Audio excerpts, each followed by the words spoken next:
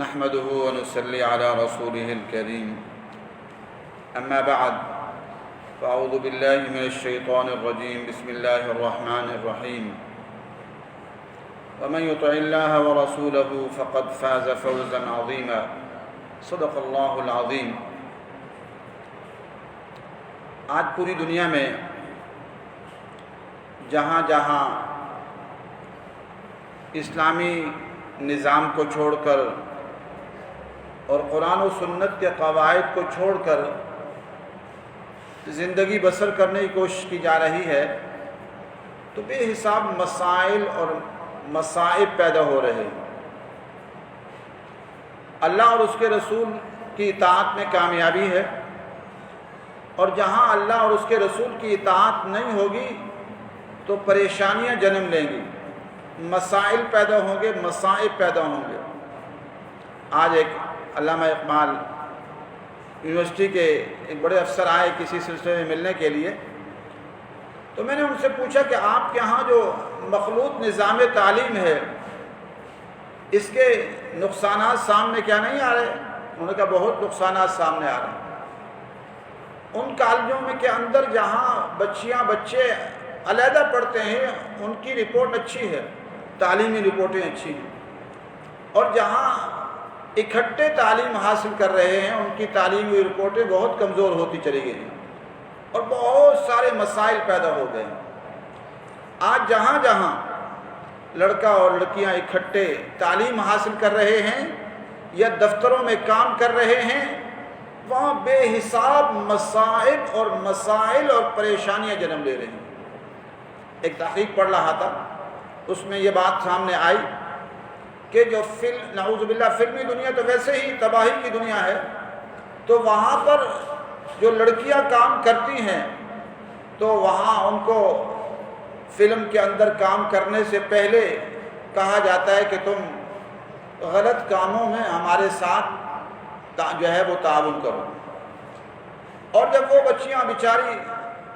چاہتی ہیں کہ دنیا میں ان کا نام ہو جائے اور وہ غلط کاموں میں تعاون کرتی ہیں، پھر ان کو آگے فلم میں لیا جاتا ہے۔ تو آج جہاں جہاں یہ مخلوط نظام تعلیم ہے یا مخلوط جو ہے وہ ترتیب ہے دفتری یا دوسری ترتیبیں ہیں، وہاں بے حساب مسائل پیدا ہو گئے۔ اب قومی اسمبلی کے اندر دیکھیں عورتیں بیٹھی ہوئی ہیں اکٹھی،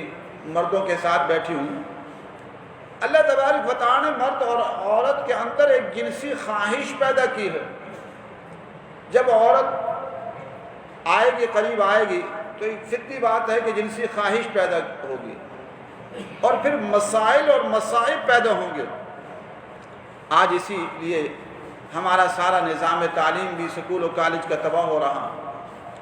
اور حکومتی نظام بھی تباہ ہو رہا ہے، اور جہاں جہاں یہ مخلوط ترتیب ہے وہاں بے حساب مصائب اور مسائل پیدا ہو رہے ہیں۔ اس سے ہم سب کو چاہیے اللہ اور اس کے رسول کی اتباع کرنے والے بنیں۔ جس خالق کائنات نے سارا جہاں بنایا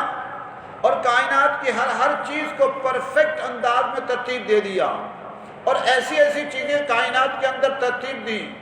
کہ ہماری عقل و دانش اور سوچ وہاں ختم ہو جاتی ہے جہاں پر۔ اللہ تعالیٰ کی عظمتیں، اللہ تعالیٰ کی شان تو شروع وہاں سے ہوتی ہے جہاں ہماری عقلیں اور سوچیں ختم ہو جاتی ہیں۔ ہم سارے جہاں والے مل کر ایک معصوم بچی نہیں بنا سکتے، تو اللہ تعالیٰ کتنی عظمت اور شان والے کہ اربوں خربوں انسان پیدا کر دیے اور لاکھوں کروڑوں آ رہے ہیں، ہر ایک نئی شکل لے کر آ رہا ہے۔ ہمارے پاس تو ایک شکل بھی نہیں ہے، ہمارے پاس تو اپنے بچے اور بچی کی شکل کے خزانے بھی نہیں ہیں۔ ہمیں پتہ نہیں ہوتا کہ اولاد ہوگی کہ نہیں ہوگی، اگر ہوگی تو کس شکل کی ہوگی ہمیں نہیں علم ہوتا۔ اللہ تبارک و تعالیٰ کے پاس بے حساب شکلوں کے خزانے اور بے حساب پھلوں کے خزانے اور بے حساب سبزیوں کے خزانے اور بے حساب گوشت کے خزانے اور بے حساب دودھ کے خزانے، اللہ اکبر، اور بے حساب گرمی کے خزانے اور بے حساب سردی کے خزانے اور بے حساب پانی کے خزانے۔ آج ایک طرف پانی ملک سے کم ہوتا چلا جا رہا ہے، کنویں بورنگ خشک ہو رہے ہیں، ڈیم خشک ہو رہے ہیں، دوسری طرف اللہ تبارک و تعالیٰ کی ناراضگی بھی ہے کہ بعض اوقات اچانک بعض علاقوں میں اتنا تیز پانی آتا ہے، اللہ اکبر، جیسے وادی نیلم کے بعض علاقوں میں آیا، ایسے لگ رہا تھا جیسے کوئی ڈیم کا کوئی حصہ ٹوٹا ہے اور ڈیم کا پانی تیزی کے ساتھ بہہ رہا ہے، اس تیزی کے ساتھ بارش کا پانی بہہ رہا تھا، اللہ اکبر، اور ہر چیز کو اڑا کے لے جا رہا تھا۔ تو میرے دوستوں اور میری ماں اور بہنوں اور بیٹیوں، اللہ تعالیٰ بڑی طاقت والے، یہ سارے جہاں میں سارے جہاں کی عجیب و غریب چیزیں اللہ تعالیٰ کی عظمت اور قدرت کی گواہی دے رہی ہیں۔ سورج زمین سے 13 لاکھ جو ہے وہ میل دور ہے، اور وہاں سے کتنی گرمی پھینک رہا ہے، اور ہزاروں لاکھوں سال بیت گئے، اس کی گرمی میں کوئی کمی بیشی نہیں آ رہی، اور جو پرفیکٹ نظام بنا دیا اس کے تحت گھوم رہا ہے۔ تو ایسی عظیم ذات جو چیز دے گی اسی میں فائدہ ہی فائدہ ہے۔ آج پوری دنیا خودکشیاں کر رہی ہے، آج ہم کہتے جی امریکہ اور برطانیہ دیکھیے کہاں پہنچ گئے، امریکہ برطانیہ کے اندر دیکھیے خودکشیوں کا تناسب کہاں پہنچا کھڑا ہے۔ جتنے جو ہے وہ ایمان والے ہیں، اعمال صالحہ کرنے، اعمال صالحہ والے، ان کی زندگیاں پرسکون ہیں، جتنا دین سے دور ہیں اتنا وہ خودکشیاں کر رہے ہیں اور پریشان ہیں۔ اس لیے ہم سب کو چاہیے کہ ہم قرآن و سنت کی تعلیمات کی طرف آنے والے بن جائیں، اعمال صالحہ کا اہتمام کرنے والے بن جائیں۔ اور پاکستان کے اندر بھی آج بے حساب مسائل اور مصائب اور پریشانیاں پیدا ہو رہی ہیں، اور پاکستان پر یہ جو آپس کے اختلافات ہیں یہ بھی اللہ تعالیٰ کا عذاب ہے